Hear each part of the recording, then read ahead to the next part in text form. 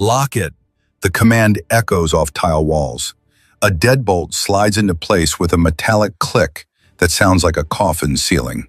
4 men, 1 woman. 11 minutes from now, only 1 person will walk out of this bathroom alive enough to matter. But that's 11 minutes away. Right now, we need to go back. 3 weeks back, to a room that doesn't officially exist, in a building the Pentagon pretends isn't there. The fluorescent lights hum at a frequency that makes your teeth ache if you listen too long. Commander Catherine Sullivan doesn't listen. She's been in rooms like this before, rooms where careers end, where operations begin, where the truth wears a security clearance like armor.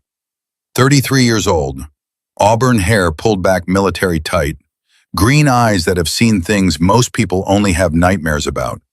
5'7", lean muscle earned through pain most men couldn't endure. Irish American stock, 3rd generation, the kind of bloodline that built this country with calloused hands in stubborn pride.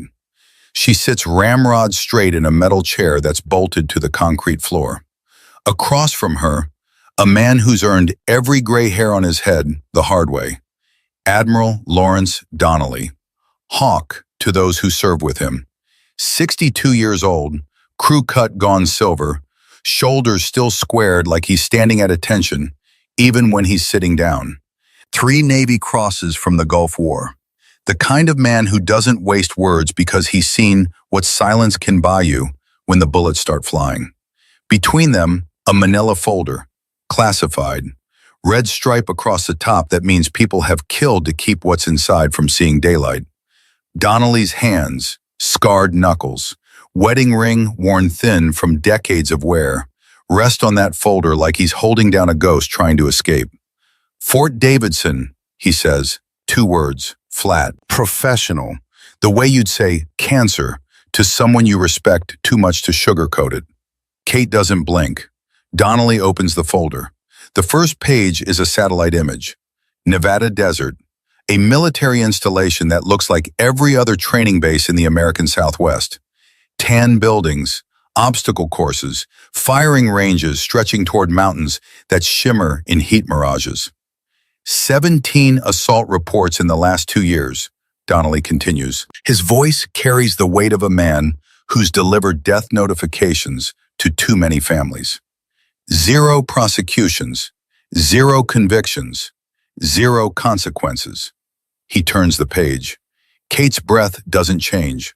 Her pulse doesn't spike. But something behind her eyes goes very, very still.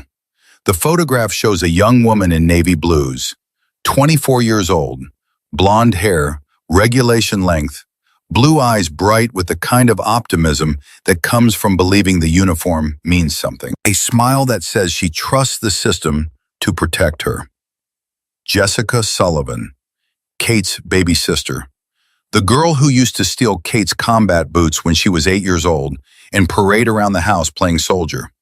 The teenager who cried when Kate shipped out to Afghanistan. The young woman who followed her big sister into the Navy because she wanted to be just like her. Dead. April 3rd, 2021. The official report, Donnelly slides it across the table, reads like bureaucratic poetry designed to obscure truth. Training accident. Fatal fall from 4th floor administrative building. Catastrophic injuries consistent with impact. No witnesses. Case closed. Kate's jaw tightens. Just a fraction. Just enough that Donnelly notices because he's been reading body language for longer than most operators have been alive. That's the official version, he says quietly. He turns another page. This one's harder to look at. Medical examiner's report. Preliminary findings before someone higher up the chain decided the case didn't need a thorough investigation. Bruising inconsistent with a simple fall. Defensive wounds on hands and forearms. Torn clothing. Evidence of a struggle. Unofficial version, Donnelly says, is that Jessica tried to report an assault, went through proper channels, filed paperwork, requested an investigation. Another page. A witness statement that never made it into the final report. A female corporal who saw 4 men, No, 5 men, leaving the administrative building at 21:50 hours. Jessica's body discovered at 22:15. Witness transferred to Okinawa before she could be interviewed a second time, Donnelly adds. Her statement disappeared from the system. She was threatened with court-martial for making false accusations if she kept talking. Kate's hands rest on her thighs. Completely still, the kind of stillness that comes before violence. How many others? She asks. Her voice could cut glass. Donnelly closes the folder, looks at her with eyes that have seen men die and couldn't save them.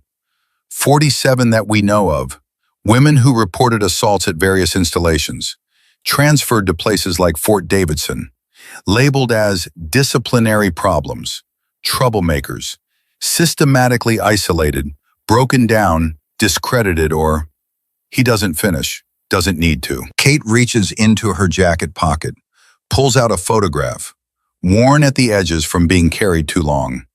2 little girls in a backyard, the younger one, maybe 5 years old, wearing a Marine Corps dress cover 3 sizes too big. The older one, 8, standing at attention beside her, both of them grinning like they own the world. Their father's cover, Colonel Patrick Sullivan, killed in action, Mogadishu, 1993. Kate was 8, Jessica was 5. That photograph was taken 2 weeks before the notification officers showed up at their door. Tell me about Corsair Protocol, Kate says. Donnelly leans back. The chair creaks under shifting weight. Black program, Department of Defense, doesn't exist on paper, never will. He pulls another folder from a locked briefcase beside his chair. This one's thicker, classified above the red stripe level. We send female Tier 1 operators into installations flagged for systemic misconduct, strip their identity, remove their rank, eliminate all protection, make them look like the perfect victim. Kate's eyes narrow slightly. Bait, she says. Catalyst, Donnelly corrects. Predators don't expose themselves to strength. They hunt perceived weakness. We create the appearance of vulnerability. When they attack, and they always attack, we have evidence. Federal jurisdiction. We dismantle the entire network from inside. He opens the second folder. Pages of operational reports, most of them stamped mission failure in red. 12 operators before you, 3 killed in action, 4 critically wounded, 1 paralyzed, 1 brain damage, 2 with PTSD so severe they'll never deploy again. 5 failed to trigger an attack or couldn't gather sufficient evidence. Kate studies the casualty list, reads the names like she's memorizing them for a memorial service she'll never attend. Success rate? She asks. 0, Donnelly says flatly. You'd be number 13. Silence fills the room like water flooding a compartment. Heavy, suffocating. The kind of silence where you make decisions that can't be unmade. Kate looks at Jessica's photograph again. That bright smile, those trusting eyes. When do I leave? She says. Donnelly doesn't smile, doesn't congratulate her on her bravery, just nods once, slow, like a judge pronouncing sentence. 72 hours. New identity. Private Jane Miller, E1. Disciplinary transfer for insubordination and failure to adapt to command structure. No rank, no medals, no service record worth mentioning. He pulls out a small case, opens it. Inside, a capsule smaller than a grain of rice. Nanochip. Swallow it. Biocompatible coating dissolves in stomach acid within 6 hours. Once activated by elevated heart rate, it records audio for 48 hours. Stays dormant until your pulse first exceeds 140 beats per minute. After activation, you have 2 days of recording time. Transmits to satellite when you're in open air. Kate takes the capsule, holds it up to the light. So small, so much weight. If I die? She asks. Donnelly's expression doesn't change. Training accident. Your family will receive full military honors, a folded flag, a letter from the commandant expressing deep regret, your name added to a wall, nobody visits. And the truth stays classified, like it did for Jessica, like it did for the 46 others.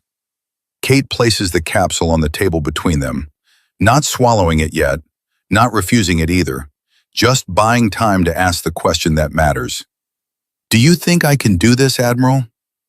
Donnelly meets her eyes, holds her gaze with the kind of respect earned through shared understanding of what combat actually costs. "Commander Sullivan, you graduated BUD/S Class 347 in 2019, one of 12 women to ever pass SEAL qualification training.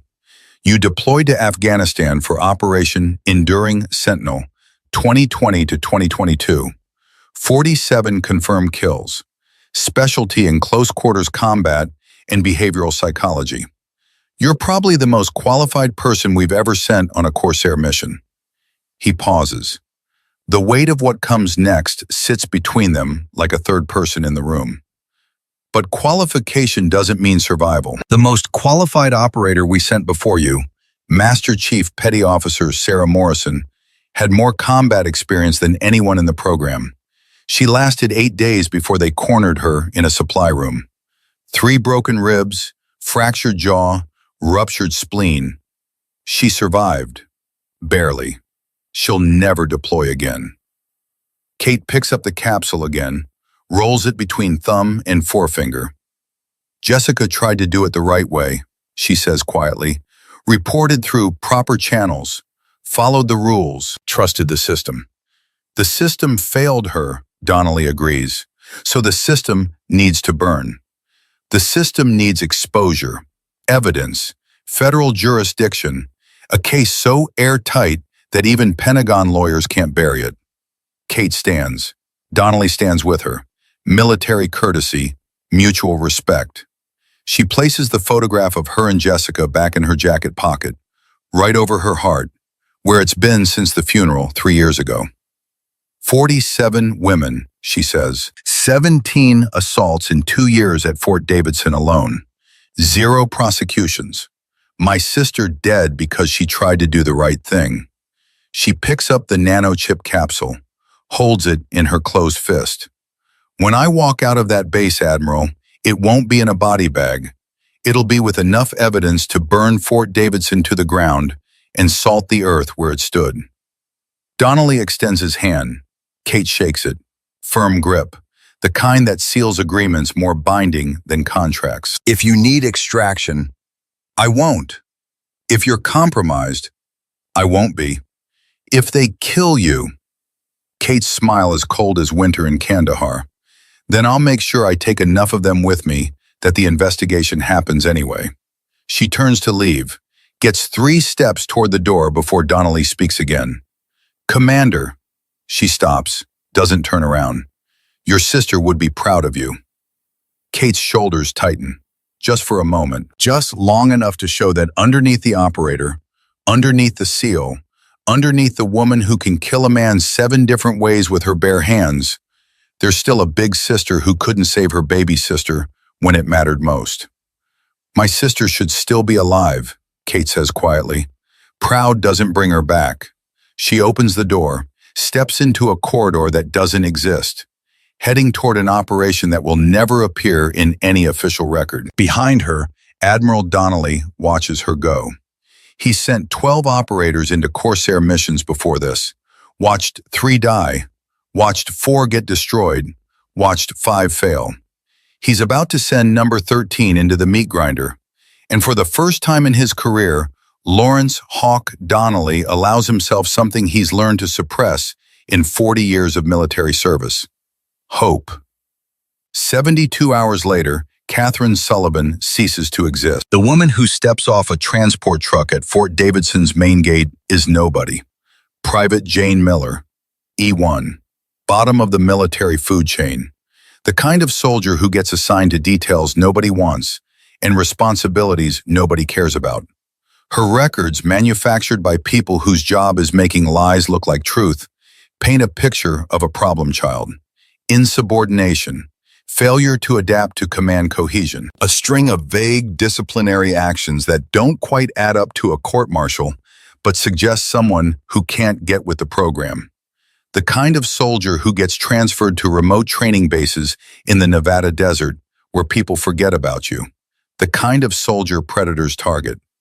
Fort Davidson squats in the desert like a scorpion waiting for something to sting. Tan buildings bleached by sun. Obstacle courses where the sand gets in your boots and stays there. Firing ranges stretching toward mountains that shimmer like they're not quite real.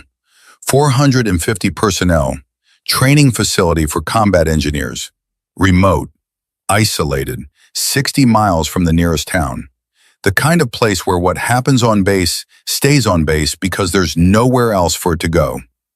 Kate, no, Private Miller now, have to remember the name, have to become the name, shoulders her duffel and walks through gates that should have guards saluting, but don't. Two soldiers manning the checkpoint look her over. Male, early 20s, the kind of once-over that's not quite hostile, but isn't respectful either. Transfer? One asks. Doesn't even look at her face. Eyes stop somewhere around chest level. Yes. One word. Neutral tone. Don't engage. Don't challenge. Be forgettable. He glances at his clipboard, runs a finger down a list. Miller, Jane, E1. Says it like he's reading a grocery list. Female barracks, Building 7. Good luck with that. The other guard snorts. An inside joke Kate's not part of yet. Will be soon enough. She takes the base ID they hand her.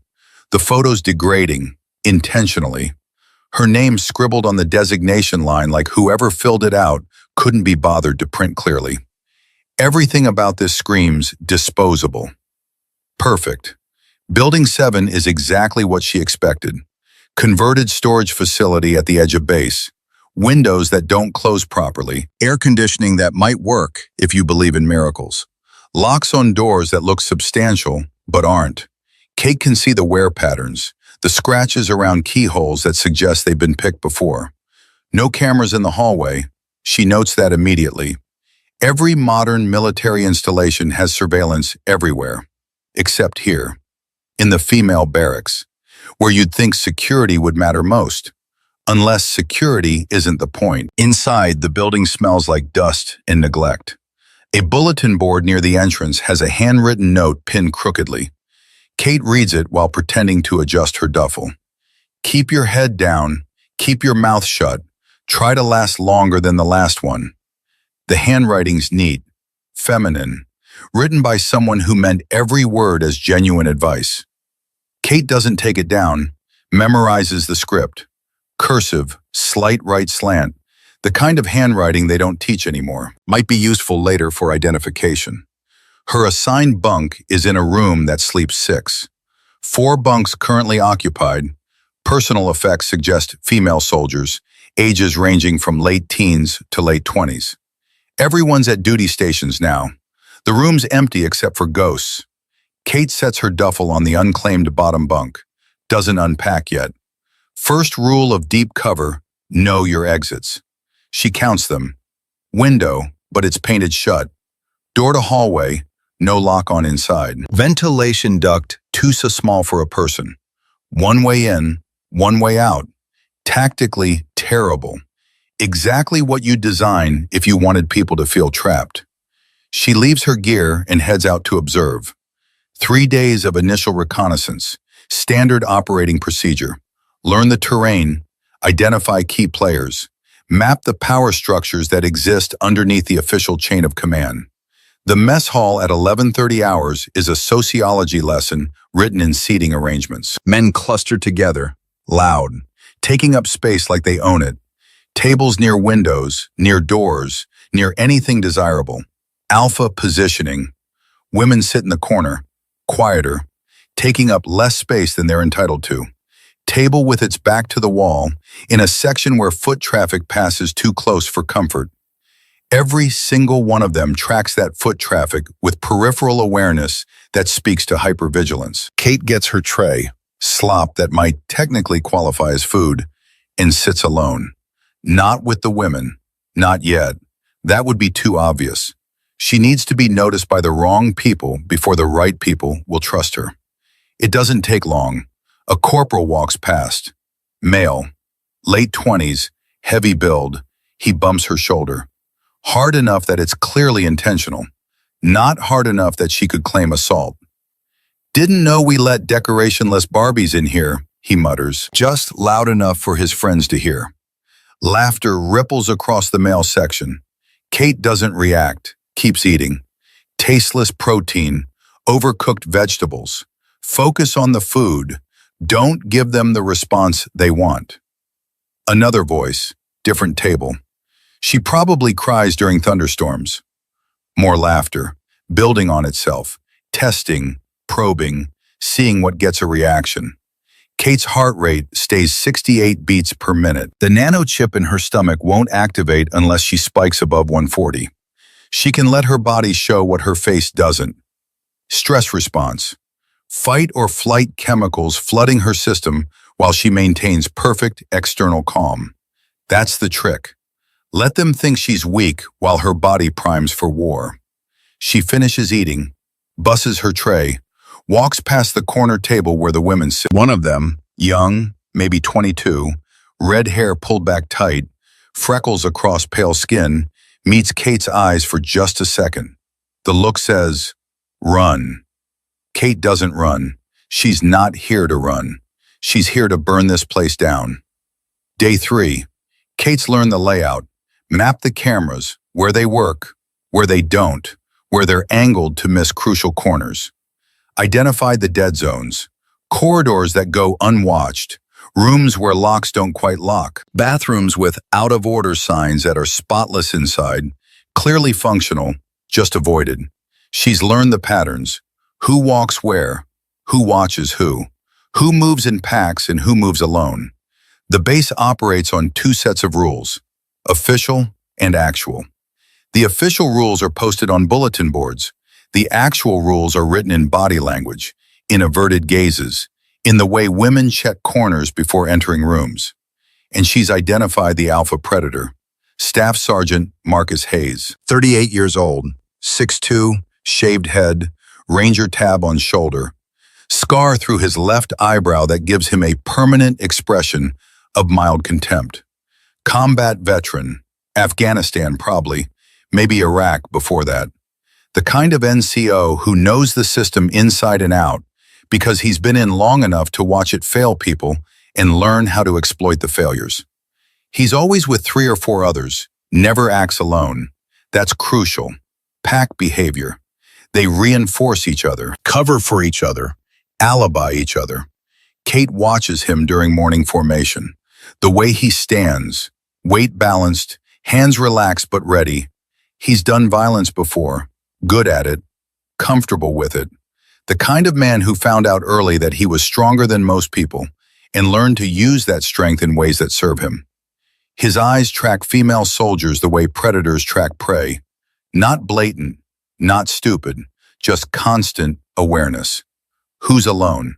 Who looks vulnerable? Who might be isolated? Day 4, utility corridor between laundry and storage. 1100 hours. Kate's walking her route. Yes, she's established a pattern, predictable, that's part of the plan, when she hears voices ahead. She slows, doesn't stop. Casual approach, just another soldier going about her duties. Around the corner, she sees it. 4 men, 1 woman. The woman's young, corporal judging by rank. Reed Mackenzie, if Kate's matched faces to names correctly from the morning briefing, she wasn't supposed to pay attention to. 22 years old, red hair, Georgia accent, combat engineer trainee. She's backed against a wall, not physically grabbed, not yet, but boxed in. 4 bodies creating a barrier between her and escape. The hallway's narrow enough that pushing past them would require physical contact they could claim was accidental. Staff Sergeant Hayes stands closest, his hand on her shoulder. Casual, could be paternal, isn't. His fingers are positioned wrong for comfort, thumb against collarbone, pressure points accessible. Need to check for transmitters, he's saying, voice reasonable, like this makes sense. Standard protocol. The other 3 men fan out behind him. Corporal Danny Reeves, broad, thick-necked, The kind of guy who played football in high school and never figured out what to do with his aggression after the game ended. Sergeant Tom Crane, older, wiry, combat medic patch, ironic since he's doing harm, not help. And a fourth Kate doesn't have a name for yet, younger, nervous, following because the others are leading.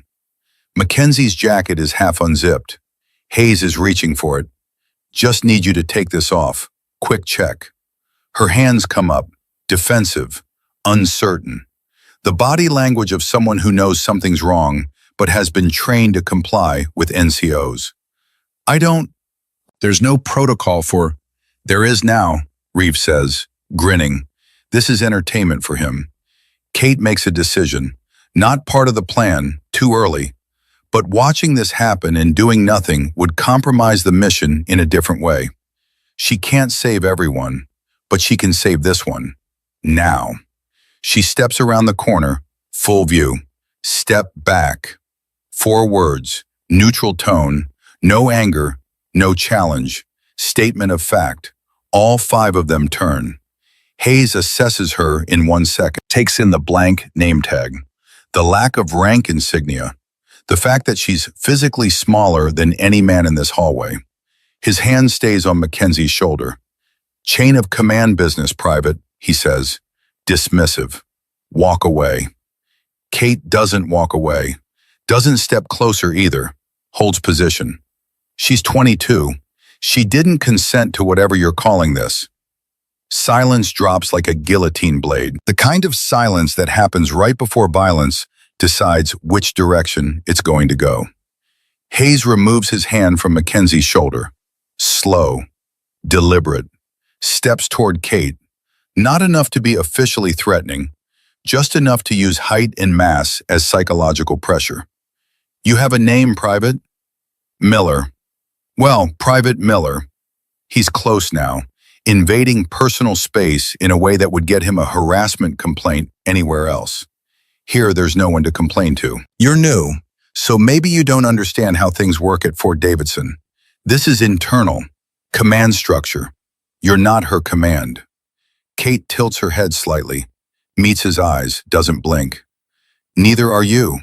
She's combat engineers, you're infantry, different chain entirely. His jaw tightens, just a fraction. She's caught him in the lie, and he knows it. Behind him, Reeves shifts weight, anticipating. The 4th man, the young one, looks uncomfortable. Crane watches with clinical interest, like he's cataloging data for future use. You want to make this a problem? Hayes asks quietly, the kind of quiet that's more threatening than yelling. No, Kate says. I want you to step back and let Corporal Mackenzie go about her duties. That's not a problem. That's following regulations. They're at an impasse. Hayes can escalate. Kate can see him considering it. But it's 1100 hours. Foot traffic passes this corridor every 3 to 5 minutes. Cameras in the adjacent hallways might not cover this specific spot, but they cover the approaches. There are witnesses in rooms nearby. Windows overlook the corridor. This is daylight, witnesses, evidence. He's smart enough to know when odds aren't favorable. Hayes steps back. His smile doesn't reach his eyes. Your call, Private Miller, but friendly advice. Learn when to mind your own business. He turns. The others follow. Pack behavior. Stay together. Present unified front. They walk away without looking back. Confident, because they know something Kate's about to learn. This isn't over. It's just beginning. Mackenzie stays frozen against the wall. Her breathing's too fast, shallow, panic response. Kate doesn't touch her. Touch might trigger worse reactions. Just positions herself where Mackenzie can see her without turning. You're safe, Kate says quietly. They're gone. Mackenzie's hands are shaking as she zips her jacket back up. You just painted a target on yourself. I know. You can't fix this place, her voice cracks.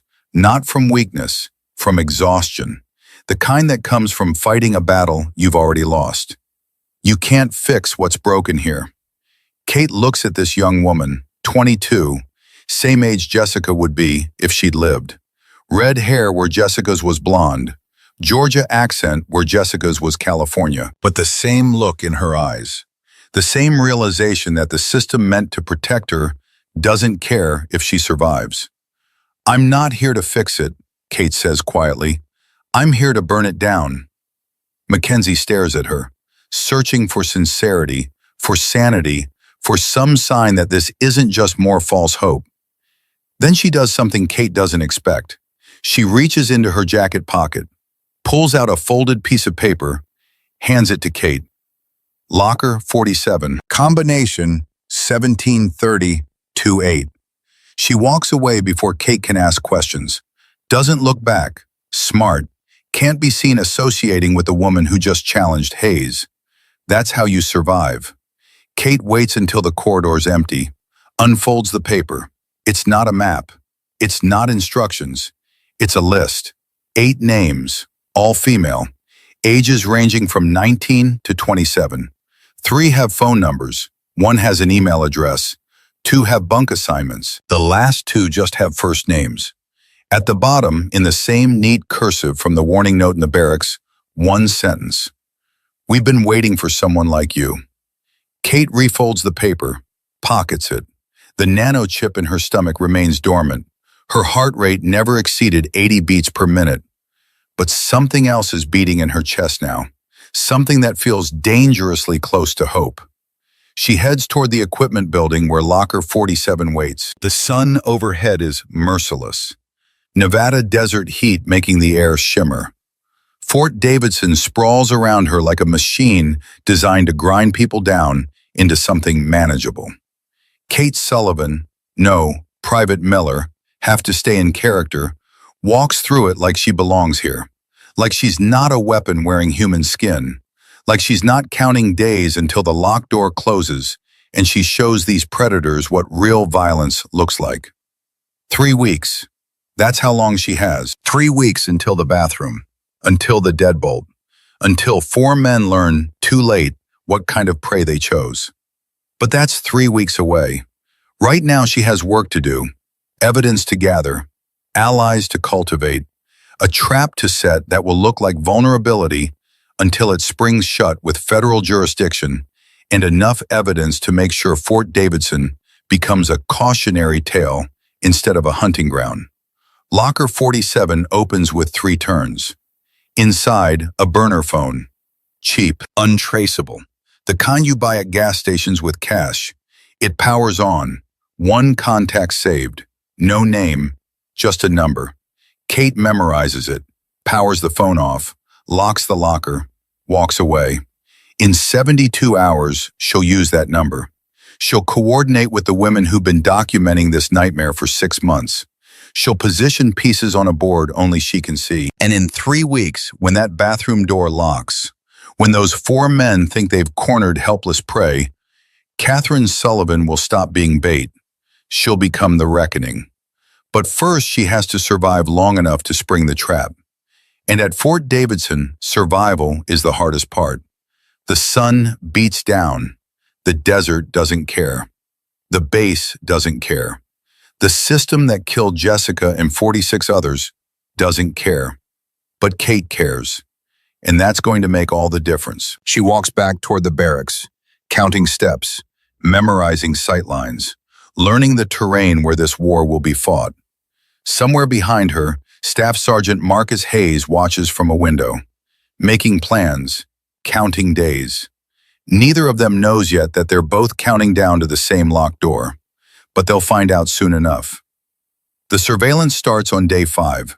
Kate notices because noticing is what keeps operators alive. Small things. A locker door left slightly ajar when she knows she closed it flush.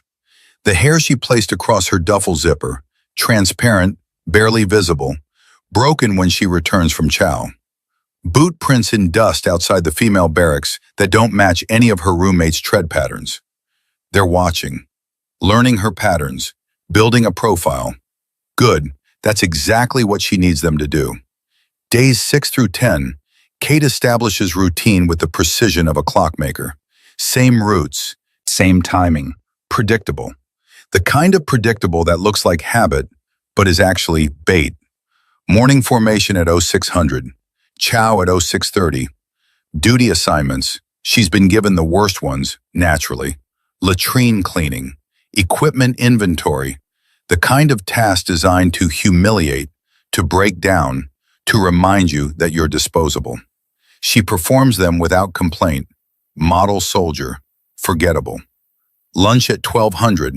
More duty. Afternoon, physical training at 1500, where she deliberately performs just below average. Can't let them see what she's actually capable of. Can't show the muscle memory from thousands of hours of SEAL training. She runs slower than her body wants. Does fewer pull-ups than her arms could manage. Becomes unremarkable. Dinner at 1800. Then the crucial part. The pattern that will matter. 2100 hours. Every night, Kate showers in the auxiliary bathroom. Not the main facility where most personnel go. Not the updated building near the command center with its working locks and functional cameras. The auxiliary bathroom. Building 12, East Wing. The one with the out of order sign that's been there so long the paper's yellowed, but the facilities inside are spotless. The one women avoid after dark. Kate goes there alone. Every night, same time. Towel over shoulder, soap and shampoo in a small bag. Wearing gray tank top and black sweatpants. She takes the long route. The corridor with cameras that have been offline for maintenance for 6 weeks. Past the equipment rooms where locks don't quite lock. Through the section of base that goes quiet after 2000 because people have learned not to be there. She showers for exactly 12 minutes, washes hair, stands underwater hot enough to turn skin pink. Vulnerable, exposed, alone. Then walks back to barracks. Same route, predictable. By day 7, she knows Hayes is tracking the pattern. She sees him watching from the rec room window as she passes. Sees Reeves timing her exit from the chow hall. Sees Crane making notes on a clipboard that has nothing to do with his official duties. They're hunting. She's presenting herself as prey. The chess game has begun. Day 8, Kate makes her move. Not with Hayes, with Reed Mackenzie's network. 0200 hours. The base sleeps except for security patrols that follow routes unchanged since this place opened. Kate slips out of her bunk. Her 5 roommates don't stir. 3 sleep like the dead from exhaustion. 2 take sleeping pills. She's learned their patterns. Down the hallway, past the broken camera, into the supply closet that smells like industrial cleaner and forgotten mop heads. They're waiting. 8 women, ages 19 to 27. Reed Mackenzie stands at the center. Her red hair catches the single bare bulb's light. Beside her, a young private who can't be older than 19. A sergeant with scars on her forearms that didn't come from training. A specialist whose 1,000-yard stare says she's seen combat of a different kind. And one man, Lieutenant Blake Morrison, 29, JAG-trained, Southern Baptist background, Kate's learned, Tennessee drawl. The kind of officer who still believes the uniform means something, even after the system's shown him otherwise.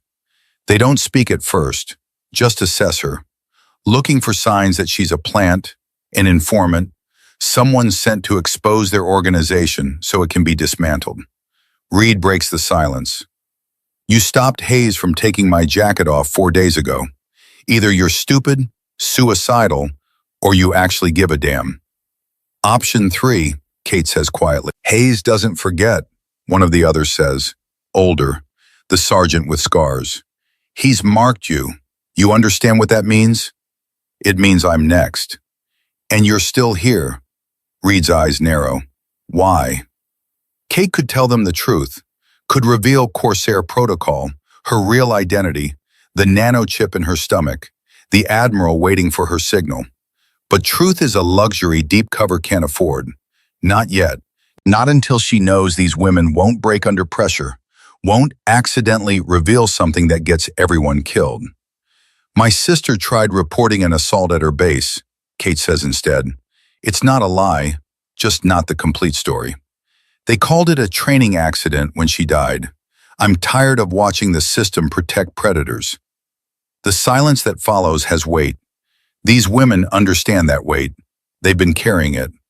Reed reaches into her jacket, pulls out a USB drive. 6 months of documentation, photos, audio recordings, incident reports that were filed and mysteriously disappeared, testimonies from 11 women, 7 transferred out, 2 discharged, 2 dead. She hands the drive to Kate. We tried going through proper channels, filed complaints, requested investigations. You know what happened? Lieutenant Morrison speaks for the first time. His voice carries shame. I witnessed 4 assaults. As JAG, I'm supposed to be the one who protects victims' rights. I filed reports. Every single one was lost in the system. My commanding officer told me if I filed another, I'd be court-martialed for making false accusations against fellow service members. So we stopped reporting, Reed continues, started documenting instead, building a case, but we need something undeniable. Video evidence of an actual attack. Something so clear that even Pentagon lawyers can't bury it. Kate understands immediately. You need someone willing to be attacked. We need someone trained enough to survive it, the young private says. Her voice shakes. The last woman who tried, she didn't make it out. The sergeant with scars touches the private's shoulder. Gentle, protective. Hayes and his crew, they're careful. They choose victims who look weak, who won't fight back, who can be isolated without witnesses. They've done this 18 times in the last 3 years. Perfect record, no consequences. 18, Kate repeats. The number sits in her mouth like poison.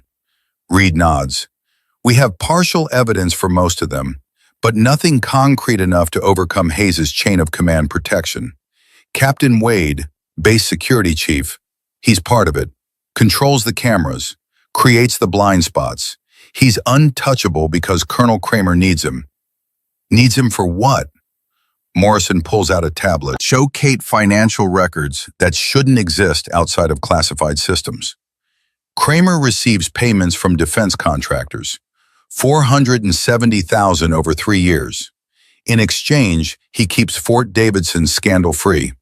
0 assault prosecutions means excellent base discipline scores. Excellent scores mean favorable contract reviews. Kate studies the numbers, the paper trail, the systematic corruption that turns human beings into collateral damage for profit. Tuesday night, she says, 2100 hours, auxiliary bathroom. Reed's eyes widen. You can't be serious. I shower there every night, same time. They've noticed. I can tell. Hayes watches. Reeves times my movements. They're building a plan. They'll kill you, the young private whispers. Kate meets her eyes, sees fear there, and something else, hope. Desperate, fragile hope that someone might actually fight back and win. They'll try, Kate says, but here's what you're going to do. Position yourselves at every exit. Phones ready, cameras recording. When I go into that bathroom, you document everything that happens outside. Who stands guard? Who keeps watch? Who blocks access? Morrison leans forward. I can get NCIS agents on standby. If we have video evidence, federal jurisdiction supersedes base command. Do it, Kate says, but they can't move until after the attack. If Hayes suspects federal involvement before he commits, we lose our chance. Reed's hands are shaking, not from fear, from anger finally finding direction. You really think you can survive 4 men? Kate doesn't answer that question. Instead, she asks her own. The bathroom, how many exits? 1, main door. Windows? Small, painted shut, frosted glass, can't see in or out clearly. Cameras? Offline, maintenance scheduled, conveniently, for Tuesday night. Sound travel? Reed understands what she's asking. Tile walls, echo, but the corridor outside goes quiet after 2000. No foot traffic. Anyone screaming wouldn't be heard beyond 50 feet. Perfect, Kate says. It's not perfect for survival. It's perfect for a trap. You have a plan? Morrison asks. I have training, Kate replies, which isn't an answer, but it's all she's willing to give. They talk for another 30 minutes. logistics, positioning, communication protocols. Reed's network has been preparing for this moment for 6 months. They know their roles. They just needed someone willing to be the catalyst. As they're about to disperse, Reed catches Kate's arm. "Why are you really doing this?" "The truth." Kate looks at these 8 women and 1 man who've been fighting a war nobody acknowledges exists, who've been documenting atrocities while the system rewards the perpetrators, who haven't given up even though every rule says they should. "Because someone has to," she says, "and I'm tired of watching good people die while bad people get promoted." It's not the complete truth, but it's true enough. Back in her bunk, Kate lies awake, counting heartbeats. The nanochip in her stomach remains dormant. It won't activate until her heart rate spikes during the attack. Smart design conserves battery for when it matters.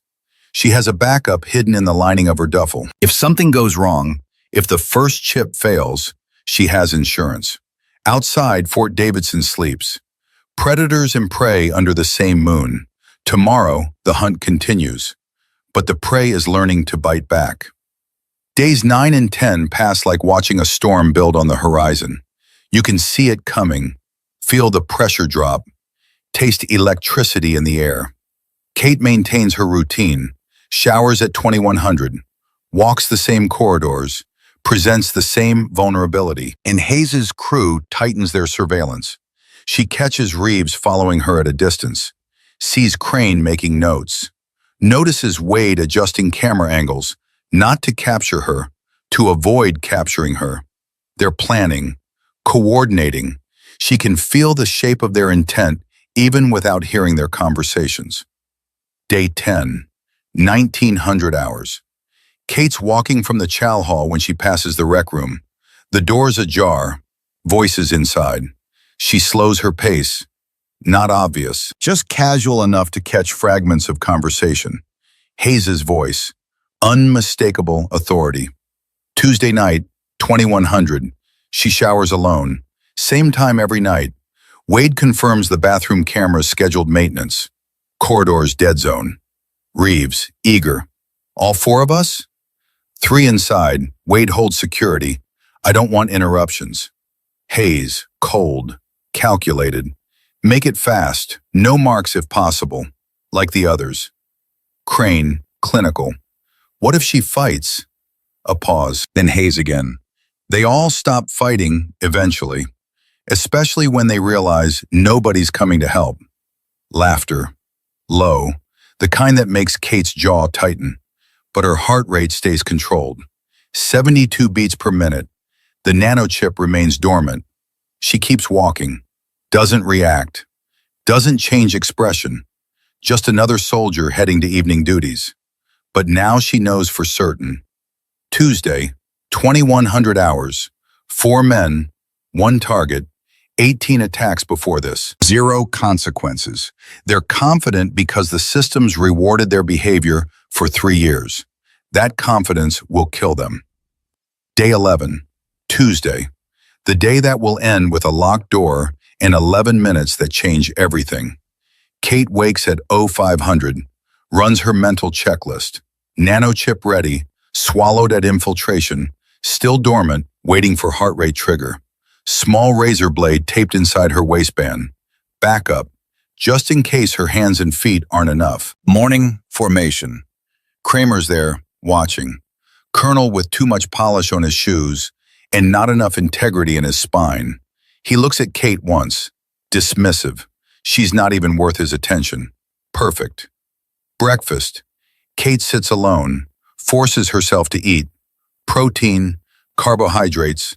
Her body needs fuel for what's coming. Across the mess hall, Hayes watches. His crew around him.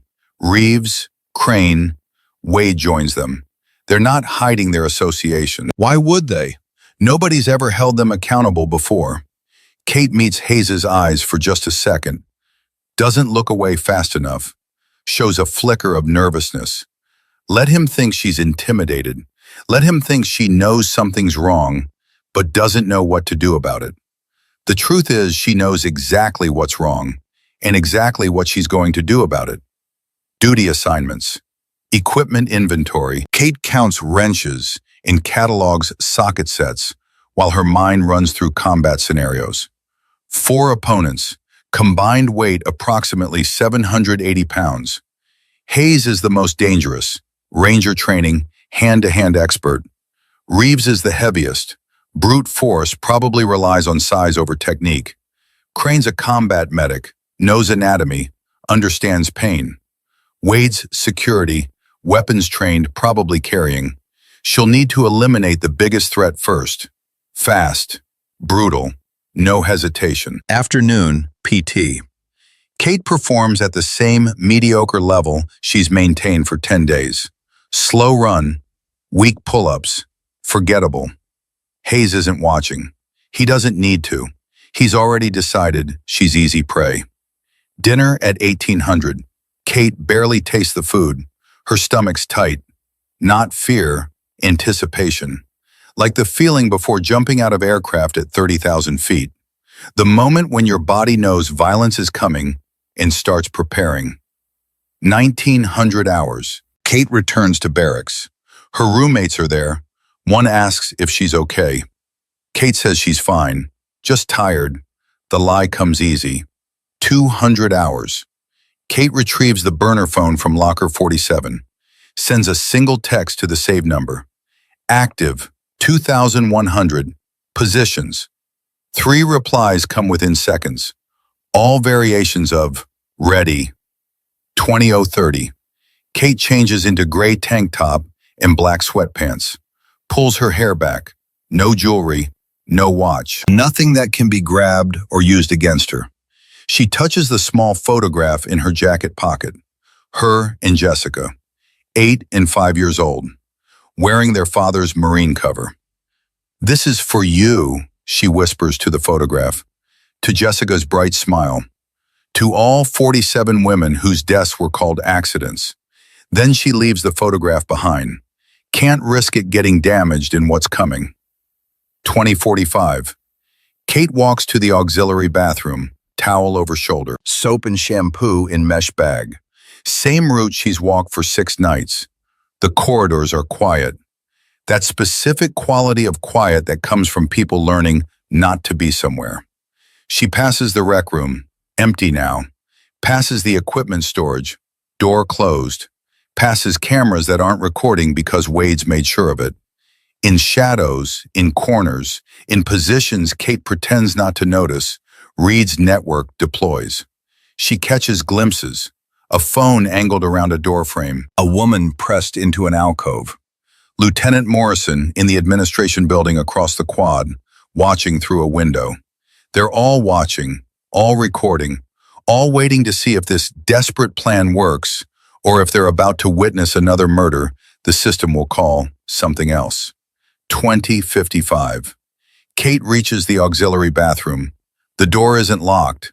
She pushes it open. Fluorescent lights buzz at 40 hertz. Tile floor slightly wet from earlier use. 3 shower stalls, 2 sinks, 1 window, small, frosted, painted shut just like Reed said. 1 door, 1 exit.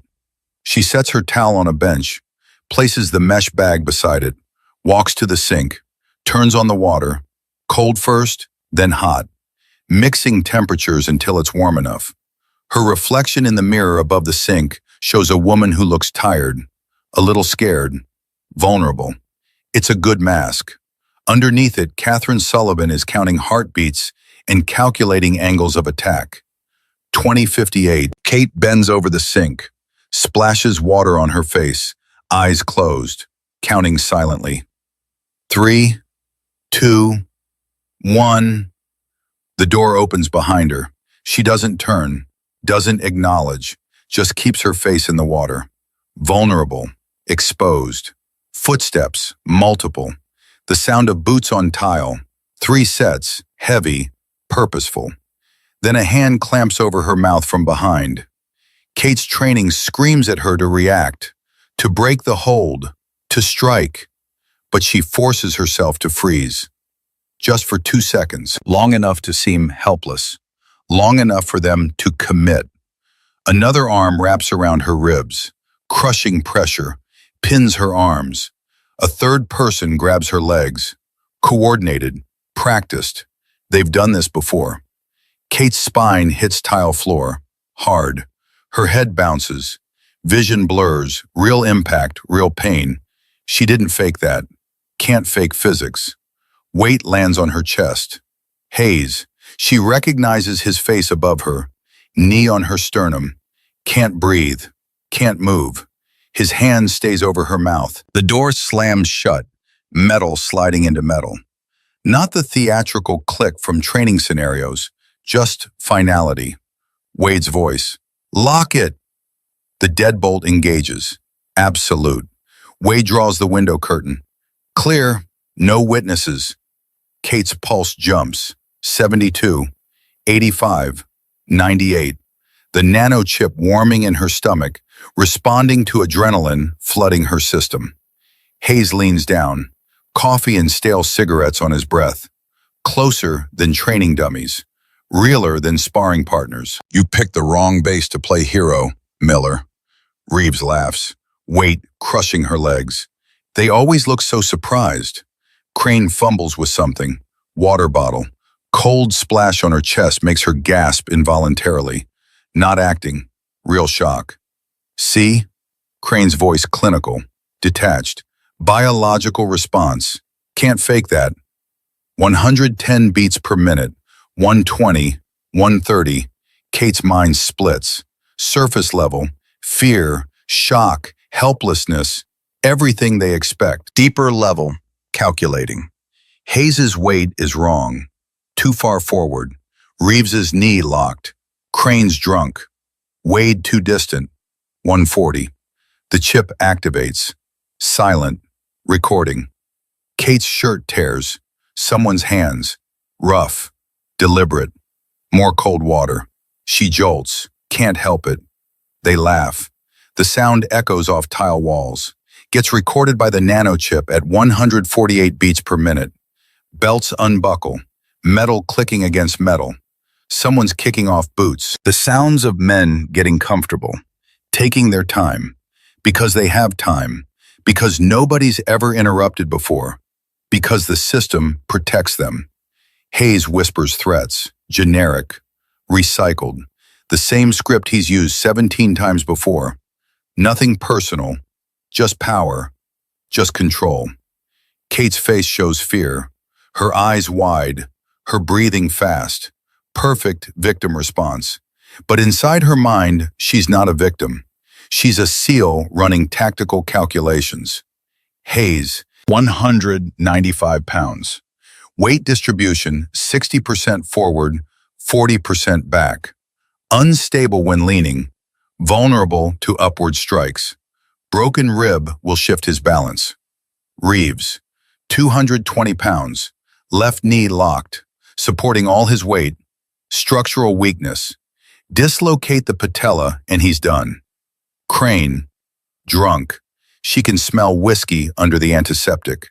Reaction time degraded 0.8 seconds. Slower than sober. Easier to counter. Wade. 12 feet away. Too far to help in time. Sig Sauer M17 on his left hip. Right-handed. Will reach across his body to draw. 2-second delay minimum. Hayes leans down again. You know what happens next, don't you? Kate's voice comes out hoarse, scared, perfect. Yeah, you lose. His expression changes. Confusion. Something's wrong in her eyes. The fear's there, but underneath it, something else. Something that doesn't belong on a victim's face. What the? Reeves shifts his weight, reaching for his belt, fumbling with the buckle. His left foot, the one with the locked knee supporting all 220 pounds, slips slightly on wet tile. Kate explodes. Her left knee rockets upward. Every ounce of force her core can generate targets Hayes's floating rib. The 11th rib, the one that's not connected to sternum, the one that breaks easiest and hurts worst. Impact. She feels it break, crack like dry wood snapping. Hayes gasps, air punched out of him. Pain overrides everything. His weight shifts right, automatic response. Trying to protect the injury. Kate uses his momentum, twists her body, throws 195 pounds of surprise man sideways. He crashes into Wade at the door. Both men down, tangled. Wade's phone clatters across tile. Total elapsed time, 1.8 seconds. Reeves tries to recover, tries to re-establish control of her legs. But his left knee is locked, supporting everything. Physics doesn't care about muscle mass. Kate's right heel hooks behind his ankle. Yanks forward, hard. 220 pounds plus locked joint plus wet ceramic floor equals catastrophic structural failure. The patella dislocates. Pop. Cartilage tearing.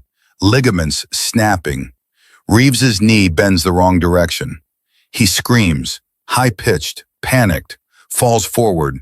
Kate's forehead meets his nose. Headbutt. Textbook. All the force of his falling weight channeled into the bridge of his nose. Cartilage shatters. Blood explosion. Warm. Wet. Metallic taste as droplets hit her mouth. Reeves goes limp. Unconscious. 220 pounds of dead weight collapsing. Elapsed time from start, 3.3 seconds. Two men down. Cranes had 0.8 seconds longer than he would sober. But he's had whiskey, lots of it. His hands are still on her arms, but his grip is loosening. Shock, confusion. This isn't how it's supposed to go. Kate rolls into him. Judo, Tomoe Nage variant. Use opponent's position against them. Her left elbow comes up vertical, strikes his throat, trachea, the windpipe that keeps humans breathing. Impact, crush. The cartilage collapses. Crane's hands fly to his throat, choking, suffocating. His face turns red, then purple, eyes wide with the realization that he's dying. Kate doesn't stop. Palms strike to his right temple. The knockout zone. Temporal bone, thin skull, direct path to brain. His eyes roll back. He collapses sideways. Unconscious. Maybe dead. Kate doesn't care which. Elapsed time, 6.5 seconds. Three men down. Wade's recovering from Hayes crashing into him. Phone forgotten. Going for his sidearm. Sig Sauer M17. Service weapon. Right hand reaching to left hip. Crossing his body. Slow. Kate's already moving. Off the floor, grabbing Reeves's unconscious body. 220 pounds of dead weight becomes shield. She charges Wade, using Reeves like a battering ram. Wade's hand reaches the pistol, draws it, points it. Don't! Too late. Kate impacts. Reeves's body hits Wade.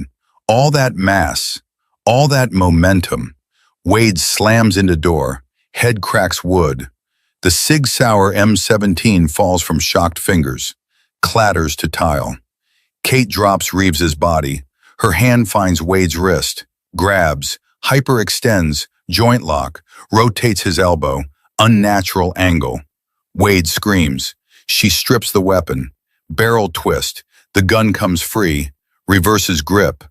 Now Kate's holding the M17. Racks the slide, chambers around. The sound echoes, loud, final. Points it at Wade's face. Move and die. Wade freezes. Absolute terror. The kind that comes from suddenly being the weak one. Behind her, Hayes is trying to stand. Broken rib, agony with every breath, but rage pushing through pain. He pulls a K-bar combat knife from his boot. 7-inch blade, black, designed for killing. You bitch! Hayes charges. One-handed, injured, desperate. Kate pivots, points, fires. Bang! The sound is massive in the enclosed space, deafening, ears ringing. The bullet enters Hayes's right hand, the one holding the knife. 9mm Federal HST, hollow point, designed to expand on impact. It does. Enters through metacarpals, exits through palm, takes bone and tissue with it. The knife drops. Hayes howls, animal sound, pain beyond description. Kate's voice is cold, arctic. That's for Jessica Sullivan. Hayes is on his knees, cradling his destroyed hand, blood pooling. Who the hell is Jessica Sullivan? Private Jessica Sullivan, 24 years old. You killed her 3 years ago. April 3rd, 2021. Called it a training accident. Recognition dawns through pain. You're the sister. I'm the reckoning. Hayes tries to charge again. One hand, broken rib, insane with rage. Kate sidesteps, Krav Maga, redirects his momentum, slams the M17 into his temple. Crack, skull fracture. Not fatal, but enough. Hayes collapses, unconscious, blood spreading from head wound, mixing with water on tile. Pink swirls. Kate stands in the center of the bathroom. 4 men on the floor, unconscious, bleeding, broken. She's breathing hard, heart rate 162. The nanochip recording everything. Evidence, federal jurisdiction, undeniable. She walks to where Wade's phone landed, picks it up, still recording. The whole attack captured, the assault, the threats, everything. Kate looks into the camera, blood on her face, not hers, torn shirt, bruises forming on throat, split lip, but her eyes are clear, focused, alive. My name is Commander Catherine Sullivan, Naval Special Warfare Development Group, service number 4772981. Current location, Fort Davidson, Nevada. Date, November 17th, 2024. Time, 21:11 hours. Her voice is steady, professional. Evidence for court. These 4 men attempted sexual assault on a federal agent conducting undercover investigation. This recording, combined with nano audio chip evidence, currently transmitting to Department of Defense servers, constitutes proof of 18 assault cases systematically covered up by Base Command over the last 3 years. She pauses, lets that sink in. Corsair Protocol is now active. Fort Davidson is under federal investigation. NCIS has jurisdiction. Any attempt to interfere with this investigation will result in obstruction charges. She stops recording, pockets the phone, looks at the 4 men who thought they were hunters. Then she field strips Wade's M17. 8 seconds. Muscle memory, magazine eject, slide lock, barrel removal, recoil spring assembly, parts scattered across bloody tile, weapon disabled. Total combat elapsed time, 11 minutes 34 seconds. Kate walks to the door. The deadbolt's locked from inside. She raises her foot, kicks. All her weight, all her rage, all her grief for Jessica and 46 others. The wood frame splinters. The bolt tears free. The door explodes outward. She steps into the hallway. Reed McKenzie stands at the center of a formation. 23 women, 6 men, every single one holding a phone, recording, documenting, witnessing.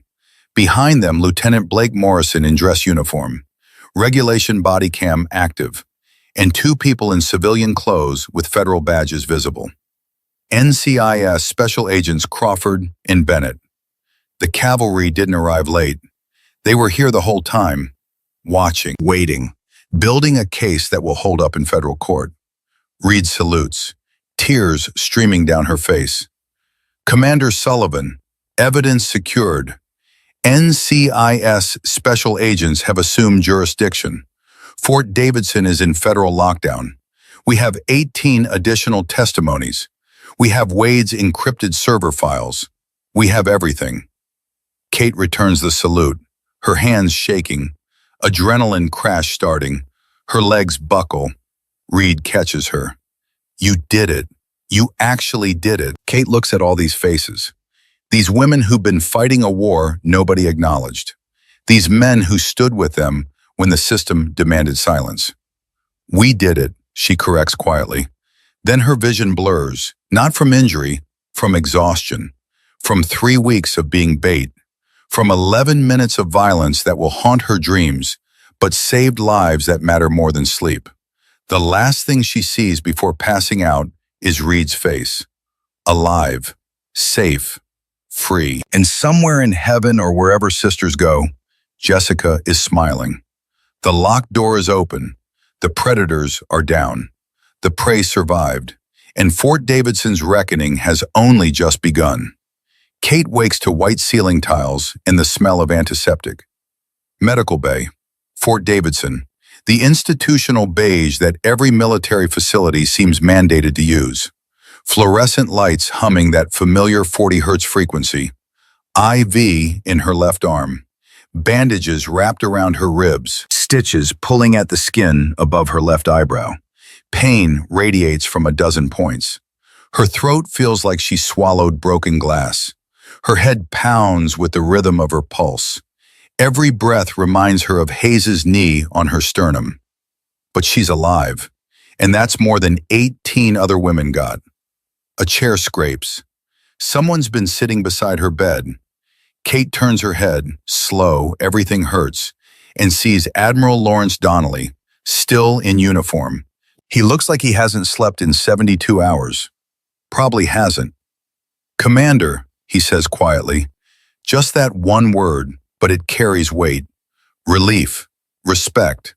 Something that might be pride from a man who doesn't show emotion easily. Kate's voice comes out rough. "Where are they?" Donnelly doesn't need clarification. Federal custody, Leavenworth, Hayes, Reeves, Crane, attempted rape of a federal agent, aggravated assault, Wade, conspiracy, obstruction of justice, accessory to 18 counts of sexual assault.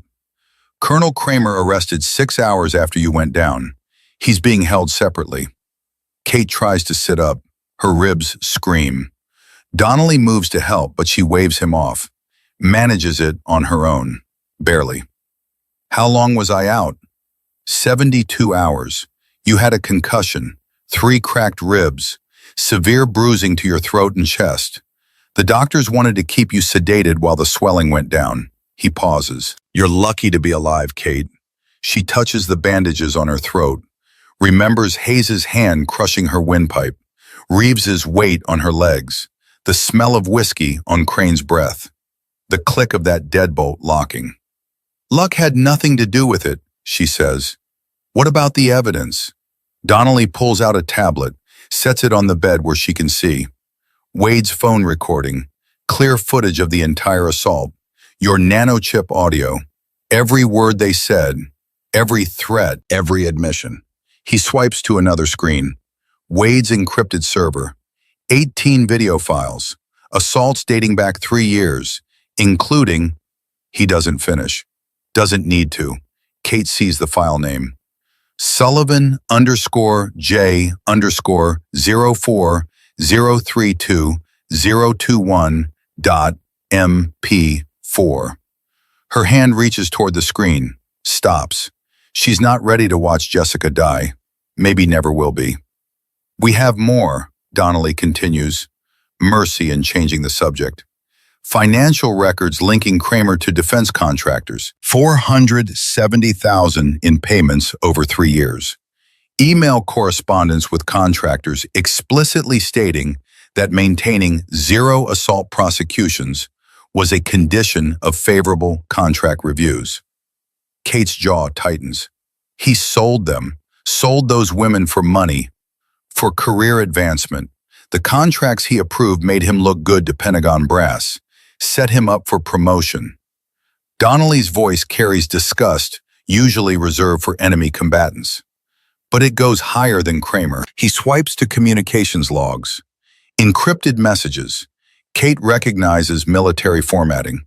Secure channels that require top-level clearance. Major General William Stakes, Pentagon. He orchestrated a network across 14 military installations. Donnelly pulls up a map. Red flags on bases across the country. Fort Davidson, Camp Lejeune, Fort Benning, 29 Palms, Naval Station, Great Lakes. More. They've been transferring assault victims, women who report attacks, to these bases. Label them disciplinary problems. Isolate them. Break them down.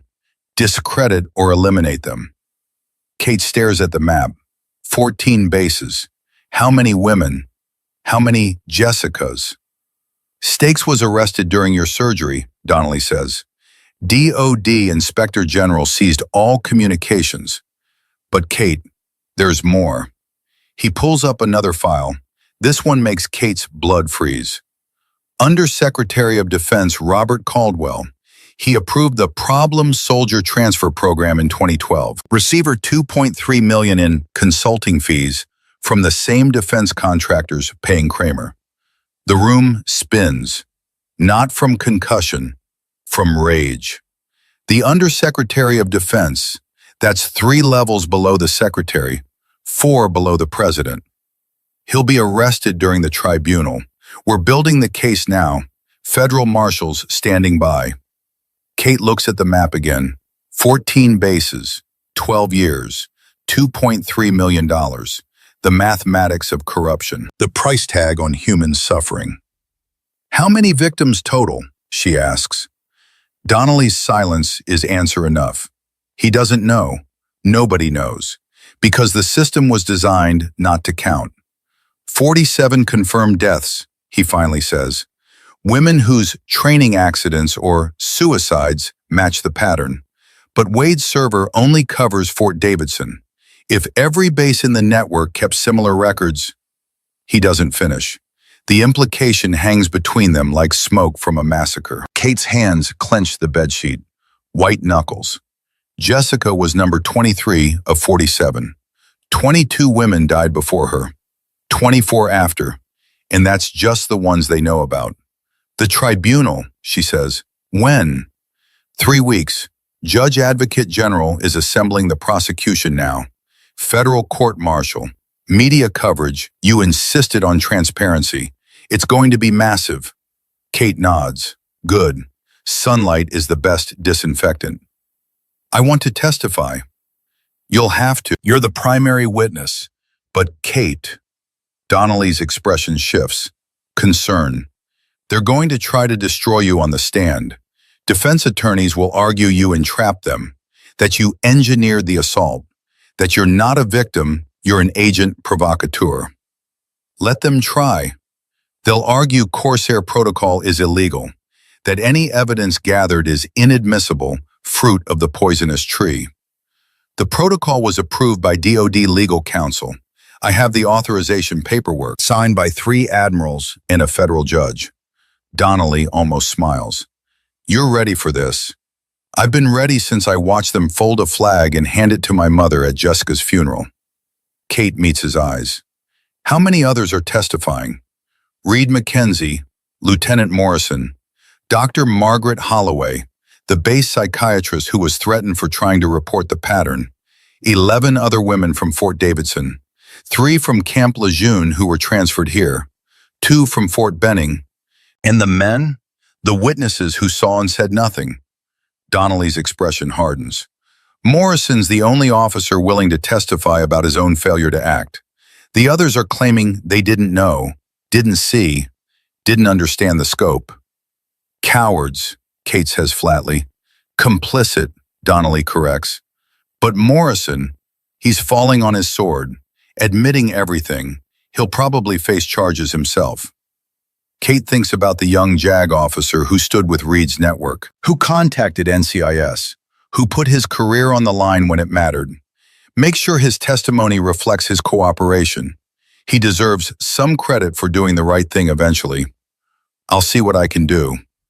A knock at the door. Reed McKenzie enters, out of uniform, civilian clothes, jeans and a sweater.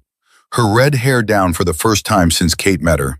She looks younger without the military bearing, more fragile, but her eyes are steel. Commander, Reed's voice is formal, then breaks. Kate, we all wanted to thank you. Don't, Kate shakes her head. You did the work. 6 months of documentation. You organized the network. You contacted NCIS. I just gave you the catalyst you needed. You gave us hope. Reed's hands twist together. Nervous gesture. For 6 months we documented and waited and wondered if anyone would ever care. If anyone would ever be brave enough to, her voice cracks. My little sister wants to join the army. She's 17, and I've been terrified that she'll end up in a place like this. But now, maybe now it'll be different. Kate wishes she could promise that. Wishes she could say the system is fixed. But she knows better. It'll be different at Fort Davidson and the 14 other bases in the network. But there are hundreds of installations, thousands of units. We can't watch everywhere. No, Reed agrees. But we can make sure everyone knows what happened here. Make it so visible, so undeniable, that the next base commander thinks twice. The next predator hesitates. The next victim knows she can fight back. A deterrent, not a solution, but maybe enough. The others wanted to visit, Reed says, the women from the network, but the doctor said only 2 at a time. Tell them to save their energy for the tribunal. We're going to need every voice. Reed nods, starts to leave, stops at the door. Kate, that night in the bathroom, when you were on the floor and they were, I was so scared. I thought we were about to watch you die. And then she swallows hard. Where did you learn to fight like that? Kate remembers BUD/S training, the 20-hour days, the instructors who didn't care if you were male or female, just whether you could complete the mission. The hand-to-hand combat courses where quitting meant failure, and failure meant watching your teammates die. I learned from people who needed me to survive, she says simply, because dead operators can't complete missions. Reed absorbs that. I'm glad you survived, Commander. So am I, Corporal. After Reed leaves, Donnelly stands. You should rest. The tribunal's in 3 weeks. You need to be sharp. Kate nods. Alone now with the tablet, she opens it, scrolls past financial records, past communications logs, to the video files. 47 names. She's not ready for Jessica's yet. Open the first one instead. June 23rd, 2018. PVT Sarah Brennan. Barely 20. The auxiliary bathroom. 3 men. Not Hayes' crew. Earlier predators. Kate watches 30 seconds. Can't stomach more. Closes the file. Victim transferred April 2018. Reported assault July.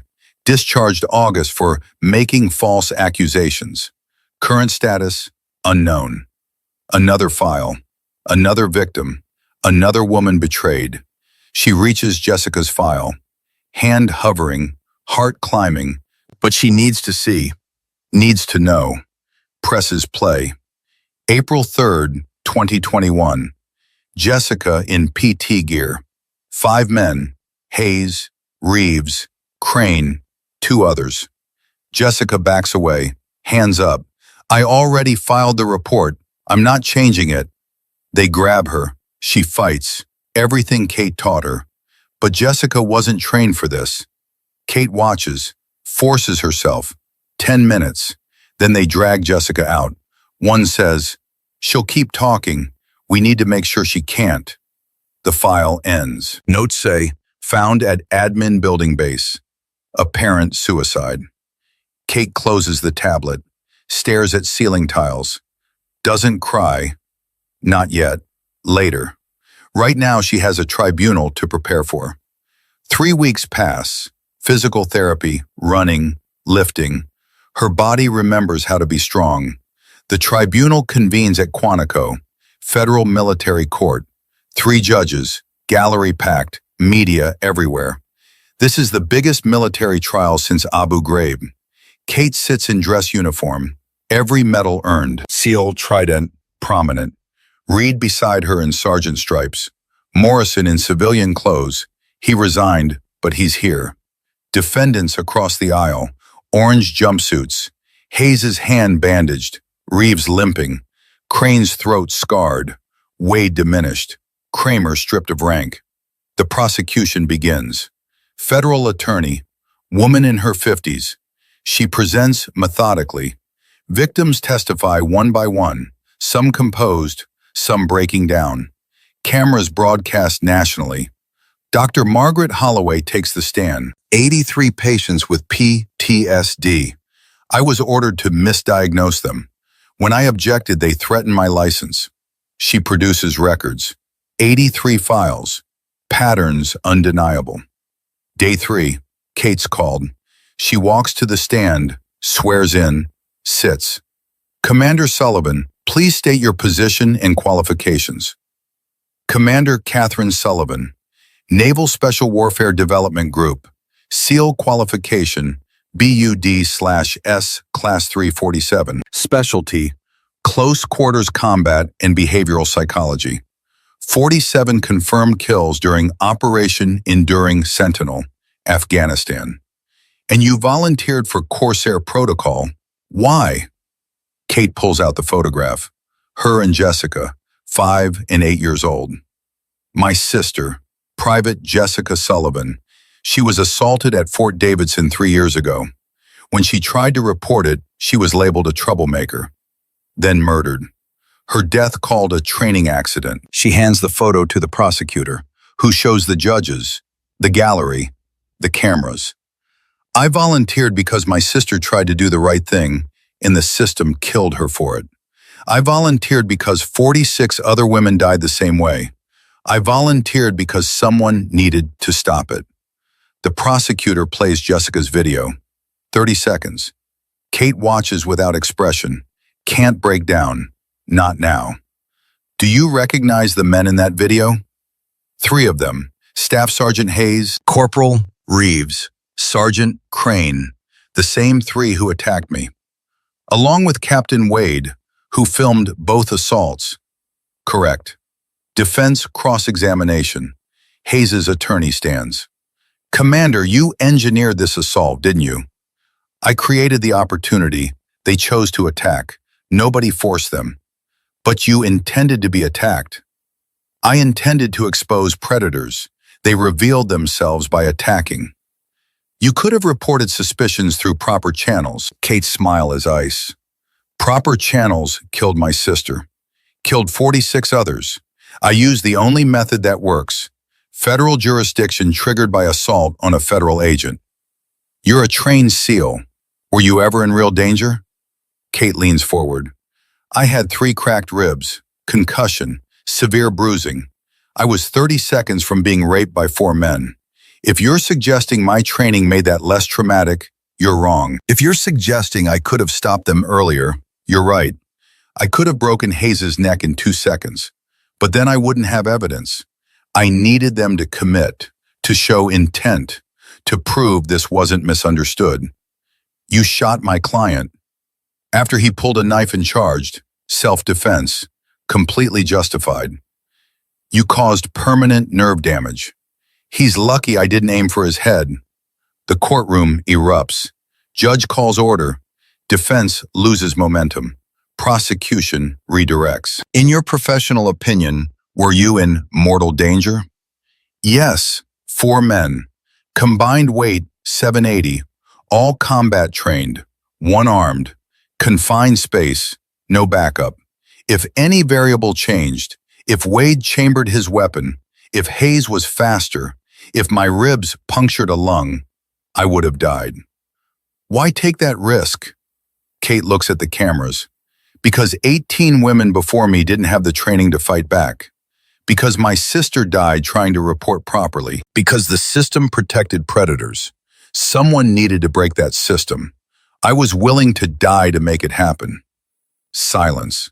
The kind that acknowledges unbearable truth. Day 5. The prosecution calls a surprise witness. The United States calls Undersecretary of Defense Robert Caldwell. The gallery erupts. Caldwell? He's a witness? Federal marshals escort him. Civilian suit, expensive, too composed. He takes the oath, sits. Mr. Caldwell, you were appointed Undersecretary in 2012? Correct. And prior, you worked for Apex Defense Solutions? I had a long career in the private sector.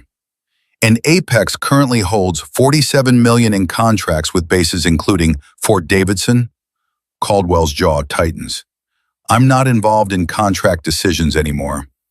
But you were, in 2012, When you instituted streamlined assault reporting procedures, correct? That reform reduced bureaucratic burden. It made filing complaints harder, dismissing them easier, and ensured bases with zero assault prosecutions received favorable reviews, which benefited contractors like Apex. That's oversimplification. The prosecutor holds up a document. This is your email to Major General Stakes, March 15, 2013. Subject: Maintaining base discipline scores. Should I read it? Caldwell says nothing. Stakes: New procedures in place. Ensure COs understand assault prosecutions negatively impact discipline metrics. Bases maintaining zero prosecutions will receive priority for infrastructure contracts. This benefits everyone. RC. Silence. The kind when corruption is spelled out. You sold assault victims for money. I streamlined inefficient. How much? How much did Apex pay you in consulting fees? I'm not required. 2.3 million over 8 years from companies that benefited from your reforms. Kate watches this man try to hide behind bureaucracy. The prosecutor steps closer. 47 women are dead because of the system you designed. How much is a life worth? Roughly $49,000 each, by my math. Objection, Caldwell's attorney jumps. Withdrawn. The prosecutor turns to judges. No further questions. The evidence speaks. Marshals approach Caldwell, not to escort, to arrest. Robert Caldwell, you are under arrest for conspiracy, racketeering, public corruption. The courtroom watches a man who thought himself untouchable realize he's not. Kate feels something loosen. Not just Hayes, not just Kramer and Stakes. All the way to the top. Reed squeezes her hand. We got them all. Kate nods. Every single one. The tribunal lasts 2 weeks. Testimony from dozens. Expert analysis. Digital forensics. Communications between Stakes, Caldwell, contractors. Evidence overwhelming. Pattern undeniable. Verdicts come Friday. Staff Sergeant Marcus Hayes. Guilty. 18 counts sexual assault. Attempted rape federal agent. Aggravated assault. Sentence: 30 years Leavenworth. Dishonorable discharge. All benefits revoked. Corporal Danny Reeves. Guilty. 25 years. Dishonorable discharge. Sergeant Tom Crane. Guilty. 22 years. Dishonorable discharge. Captain James Wade. Guilty. Conspiracy. Obstruction. Production illegal recordings. Accessory sexual assault. Abuse authority. 35 years. Dishonorable discharge. Colonel Vincent Kramer. Guilty. Conspiracy. Obstruction. Accepting bribes. Dereliction duty resulting death. 28 years federal prison. Dishonorable discharge. Major General William Stakes. Guilty. Conspiracy. Racketeering. Orchestrating criminal enterprise. 40 years federal prison. Dishonorable discharge. Pension revoked. Reduced to E1. Undersecretary Robert Caldwell. 25 years federal prison. Millions in fines. All assets seized. Judges read each sentence with gravitas. No mercy. These men betrayed everything the uniform represents, but more important, reforms. The Sullivan-Mackenzie Act passes Congress. Bipartisan. Named for Jessica Sullivan and Reed Mackenzie. Kate insisted on both. The act mandates external oversight for all military assault reports, investigations by civilian federal agents, anonymous reporting with whistleblower protection. Retaliation is automatic felony. Victim advocates within 24 hours. Independent of command. Mandatory command relief during investigations. Assault conviction data published quarterly. Transparency prevents hiding. Funding for DoD Special Victims Unit. Corsair Protocol official. Teams ready for flagged bases. Fort Davidson decommissioned. Converted to Jessica Sullivan Trauma Recovery Center. Treatment for survivors. Counseling. Legal support. Job placement. 53 million victim compensation fund. Every woman on Wade's server receives payment. 47 families receive death benefits and apologies. 4 months later, Kate stands at Fort Davidson, the recovery center now, dedication ceremony, a wall of black granite, 47 names, chronological. PVT Morgan Hayes, 2013. CPL Sarah Brennan, 2015. Sergeant Amanda Brooks, 2017. Line 23. PVT Jessica Sullivan, April 3rd, 2021. Wall position where bathroom was. Bathroom demolished. Replaced with garden. White roses. Jessica's favorite. Kate touches her sister's name. Cold granite warming under her fingers. Admiral Donnelly speaks. These women didn't die in combat. They died because we failed them. Because the system we built killed them. Commander Sullivan didn't just expose predators, she exposed us. Our complicity, our cowardice. He gestures to the wall. This memorial is accountability. Every name is a failure we own. Every name is a promise. Never again. Not on our watch. Families attend. 31 of 47. Mothers, fathers, siblings. They place flowers, touch granite, grieve publicly. One mother approaches Kate, gray-haired, 60s. My daughter tried to tell me. I said, be strong. Don't make waves. If I'd listened. Kate takes her hand. The system failed her, not you. But you knew, and you did something. I did what I could. I wish I'd been here for all of them. The woman squeezes her hand. You're here now. That matters. Reed attends, Sergeant Stripes. SVU insignia. Already deployed twice since tribunal. 2 more bases, 2 operations. Both successful. 8 predators arrested. Morrison is here. Civilian clothes. Resigned his commission. But works at recovery center. Counselor. Turning regret into service. Ceremony ends.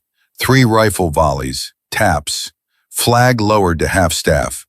Kate stays after others leave. Just her and Jessica's name. I got them, she whispers. Hayes, Reeves, Crane, all of them. They'll die in prison. Wynn carries her words. I miss you. Every day. Every mission.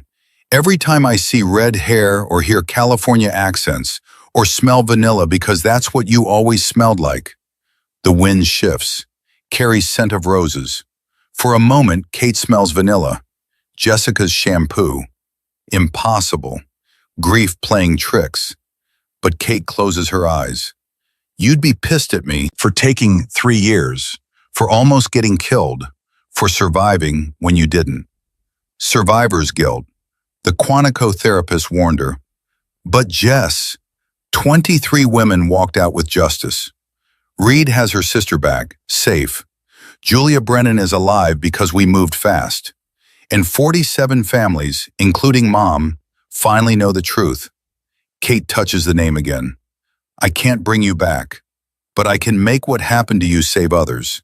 That has to be enough. Because it's all I have. Wind dies. Roses still. Kate opens her eyes. Granite is just granite.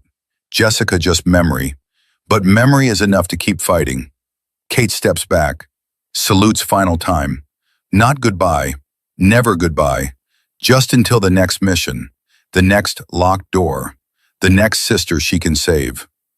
Love you, Jess. Always did. Always will. She turns. Walks toward Reed and Morrison. Doesn't look back. Looking back won't change anything. Forward is the only direction that matters. She has a meeting in 90 minutes. Georgetown Coffee Shop. Donnelly. Another folder. Another flag base. Camp Lejeune, North Carolina. 19 red flags. Pattern matching Davidson. Missing woman. Corporal Julia Brennan, 23. Blonde. Reported assault 3 weeks ago. Transferred as disciplinary action. No contact since. Kate will read the folder. Study patterns. Swallow nanochip. Strip identity. become bait again. Because Corsair protocol isn't about one base. It's every base, every woman, every victim the system failed. And Commander Kate Sullivan isn't done fighting. The coffee shop is crowded, civilians unaware of shadow wars. Donnelly sits corner booth, manila folder waiting. Kate sits. How many operators in SVU now? 12, including you. Reed. 3 others from previous Corsair missions. 7 new recruits, all female SEALs, Rangers, Special Forces, all volunteers. Success rate since Davidson? 7 missions, 7 successful, 43 arrests, 0 operator casualties. Better odds, because now they work in teams, real-time support, federal agents ready immediately. Kate opens the folder, Julia Brennan's photograph, young, smiling, trusting, like Jessica. When do I leave? Donnelly slides travel orders. 48 hours. Staff Sergeant Kate Morgan, Combat Engineer Instructor. Reed deploys as your assistant. Morrison as Civilian Legal Consultant. Cover story? Evaluating base readiness for deployment rotation.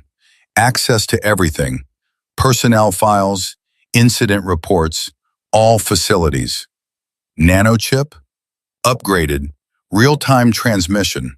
Heart rate spikes. We get GPS and audio immediately. Extraction team deploys in 8 minutes. Kate studies Julia's photo. 23. Same age Jessica was. Different face. Same vulnerability. Same failed system. I won't need 8 minutes, Kate says. Same words as before Davidson. True then. True now.